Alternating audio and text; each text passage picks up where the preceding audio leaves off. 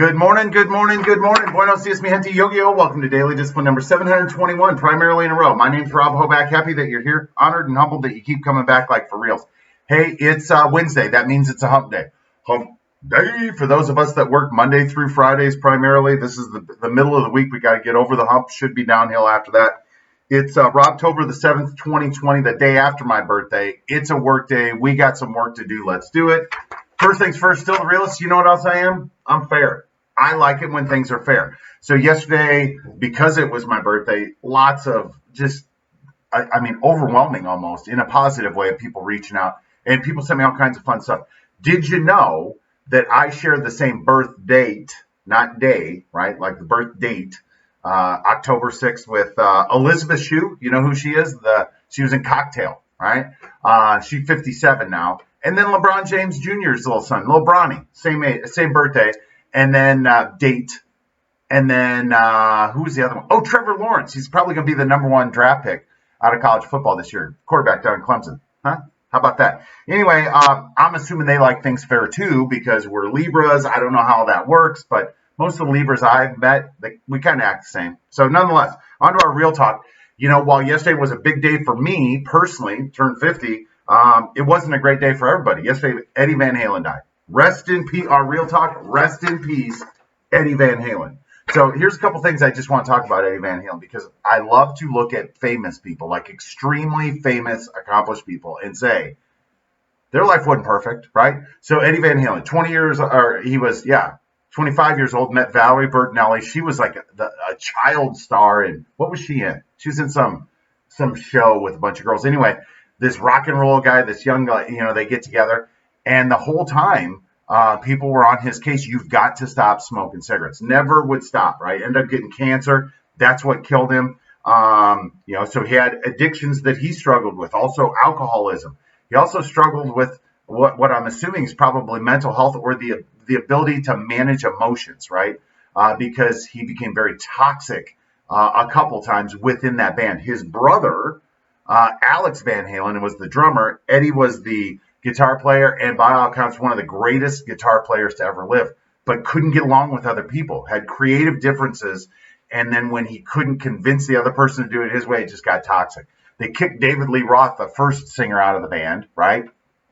And fortunately, they were able to immediately replace him with Sammy Hagar, who was like a big star at the time, and they had a great success for a few years, and then the same behaviors came back in. They pushed him out of the way, went and got some other guys, and it was just never the same, right? So my point is this, that, it's easy to look at Eddie Van Halen like, oh, man, what an amazing life. Number one, he died relatively young. By today's standards, he should have had at least another 10 or 15 years, right? But he didn't take care of himself. So with all of that money, all of that success, he couldn't get past his addictions that eventually killed him, right? A lot of conflict inside there, right?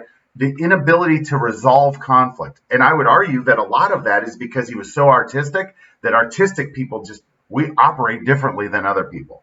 So, congratulations on a life well lived and just some amazing accomplishments. My condolences to his family, right? But for the rest of us, be like, look, as a kid, when I was 13 and the first time I heard, or I was probably 12, I'd been 13 when I heard 1984 the first time.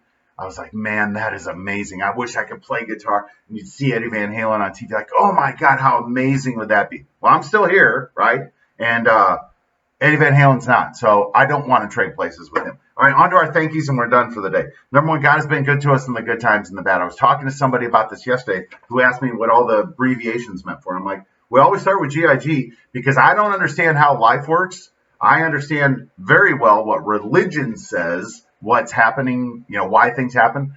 And I'm like, I think it might be more complicated or more complex than that. So I'm just going to leave it at the things I don't understand, even the bad stuff.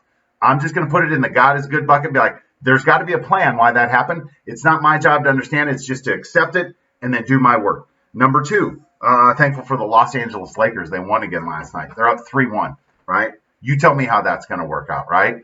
I'm thankful for Aaron Rodgers. Man, he had a great day on Monday. A great night, Monday Night Football. And then, all the talk yesterday was, well, why are we talking about Aaron Rodgers for MVP? My question, too, why weren't we talking about him last year when they went 13-3? It's like, soft schedule, this, that, and the other. But yesterday he was on the Pat McAfee show, which I love Pat McAfee. He's on my thinkies. And they asked him, they're like, how, is there some sort of redemption now that you're having another career year? And he was like, look, let's just keep it real. Even my off years, my bad years would be career years for most quarterbacks.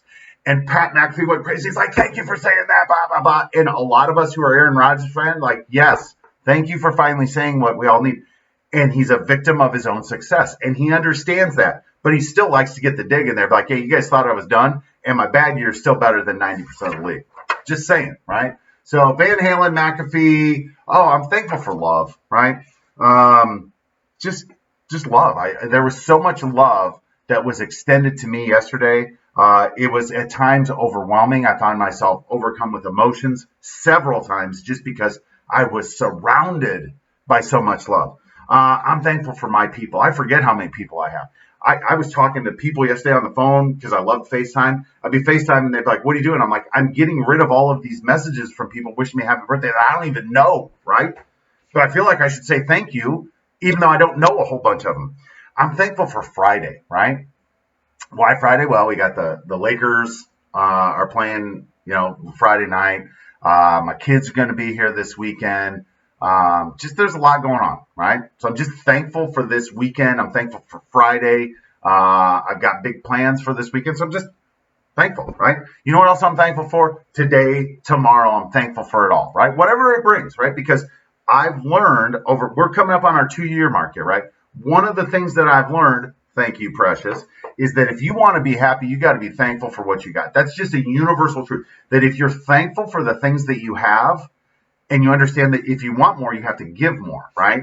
Just that basic understanding. Be thankful for what you got. When you do that, your happiness level rises. When you concentrate on what you have and not what you don't have, you're a happier person. And 2 plus 2 is always 5. With that, we're done. Hands up, peace out. We're better together. Appreciate you stopping by on a hump day. Hump day. We'll be back tomorrow on a Thank Yous Thursday. Deuces. #Real Talk. Thanks, LeBron. Rest in peace, Eddie.